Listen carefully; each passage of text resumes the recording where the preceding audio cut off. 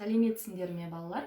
Қазір бізде математика сабағы. Математика сабағынан бүгінгі біздің оқитын тақырыбымыз балалар өнімділік деп аталады. Өнімділік ұғымы сендерге бұрыннан таныс емес болғандықтан, өнімділік дегеніміз не екен, мен соған тоқтала кетейін. Өнімділік дегеніміз балалар жұмыс жылдамдығын өнімділік деп айтады. Оны басқа сөзбен айтқанда, өнімділік уақыт бірлігі ішінде орындалған жұмыс. Уақыт бірлігі дегеніміз, мысалы, 1 секундта орындалған жұмыс, немесе 1 минутта орындалған жұмыс, 1 сағатта орындалған жұмыс, немесе 1 тәулікте орындалған жұмысты біз өнімділік деп айтады екенбіз. Тағы да сол сияқты кете береді. Ол жәнегі 1 айда орындалған, 1 жылда орындалған жұмыс, бұл өнімділік болады. Енді балалар, өнімділікті мен жаңа сендерге айттым. Бұл уақыт бірлігі ішінде орындалған жұмыс деп, оны жәнегі басқаша айтқан кезде жылдамдығы деп айттым, я? Олай болатын болса, мына жерде 1 сағаттың ішінде, немесе 1 секундтың ішінде не орындалды? Бөлшек орындалса, бір жәнегі бөлшек секундына деп айтамыз. Бір бөлшек сағатына орындалды. Бір бөлшекті 1 сағатта орындады деген сөз.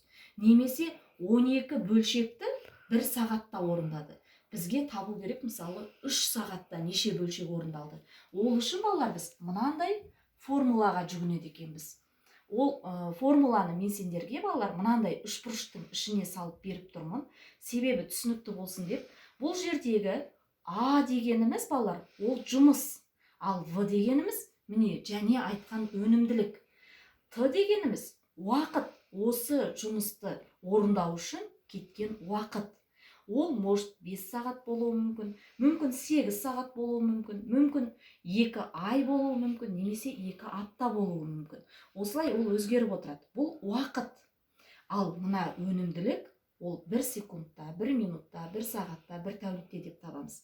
Енді мына жерде балалар мынау формула. Мен формуланы сендерге осындай жеңіл тәсілін ұсынып отырмын. Кітапта да бұл берілген. Енді бұны қалай табамыз? Егер де балалар сендерге жәнегі мына жұмыс белгісіз болатын болса, А, онда біз мына В-ны Т-ға көбейтіп табамыз. Егер де балалар сендерде өнімділік белгісіз болса, жұмысты уақытқа бөлеміз. Бөлу дегеніміз балалар, мына сызық, бөлшек сызығы, бұл бөлуді береді. А-ны Т-ға бөлесіңдер. Егер де сендерде уақыт белгісіз болса, онда мына жұмысты өнімділікке бөлесіңдер. Сол кезде уақыт белгілі болады. Балалар түсінікті деп ойлаймын бұл формуланы, немесе бұл формуланы мен сендерге былай жазып кетейін. Мына А-ны табу үшін В-ны Т-ға көбейтесіңдер. В көбейту Т. Міне өзі де көрініп тұр, ортасына мен көбейтуді қойып қойдым. Келесі В-ны табу үшін жаңа айттық, мына бөлшек бізде бөлуді береді. А, немесе былай бөлуде қоюға болады. Міне, бөлшек бөлу деген сөз. Немесе балалар, мен оны мынандай бөлу қоям, Т. Одан кейін Т-ны табу үшін балалар, Т-ны табу үшін А-ны өнімділікке бөлеміз. Жұмысты бөлеміз өнімділікке. Міне, мына формуланы мен мынандай үшбұрыш түрінде беріп тұрмын сендерге. Жақсы. Формула түсінікті деп ойлаймын. Өнімділіктің не екенін білдіңдер деп ойлаймын. Енді балалар бір тапсырма орындап көрейік. Кітабымыздың 78-ші бетіндегі 2-ші тапсырмада кесте берілген. Осы кестеге қарасақ балалар, жәнегі шебердің шәкірті, тігінші, металл жонушы, мәтін теруші, аспаз дейді. Бұл барлығы мамандықтар. Енді балалар, осының ішінде мен шебердің жәнегі жұмысын көрейін. Шебер дейді, шебердің жасаған жәнегі бөлшегі өнімділігі былай екен. Шебер 1 сағатта, балалар, 1 сағат, жәнегі өнімділік дегеніміз бұл 1 сағаттағы. Олай болатын болса, міне 15 бөлшек сағатына жасайды екен. 15 бөлшекті, жаңа мен айтқан, бұл жәнегі жылдамдығы деп. Олай болса, өлшем бірлігі осылай. 15 бөлшек сағатына. 1 сағатта 15 бөлшек жасайды деген сөз. 1 сағатта. Ал 8 жәнегі сағатта дейді. 8 сағатта, 8 сағатта дегеніміз бұл бізде уақытты. 8 сағатта неше бөлшек жасайды дейді. Қанша жұмыс жасайтынын сұрап тұр бізден. А белгісіз. А белгісіз. Енді балалар, шығару үшін шешуі бізге аны табу керек. Аны табу үшін балалар, мына жерде формулаға қайтып келеміз. В-ны Т-ға көбейтеміз. В көбейту Т. Балалар, біздегі В дегеніміз 15 бөлшек сағат, бұл өнімділік.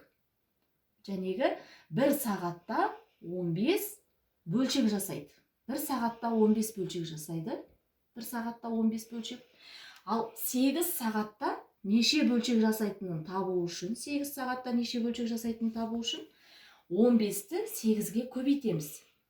10 мен 8-дің көбейтіндісі 80, 40, 120. Сонымен балалар, 120 бөлшекті жәнегі 8 сағатта жасайды екен. 120 бөлшекті 8 сағатта жасайды екен. Балалар, мен сағатты жазбаймын. Екеуінде де сағат болғандықтан, оны ойша жойып тастаймын. Міне, тек бөлшек. Жауабы балалар.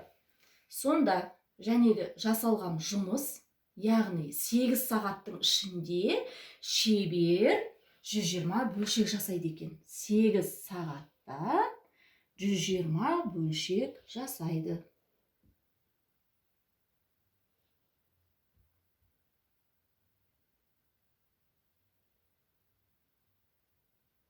120 бөлшек жасайды. Міне жауабы. Балалар, енді сендерге түсінікті деп ойлаймын. Шебердің 8 сағатта қанша бөлшек жасағаны міне біз таптық.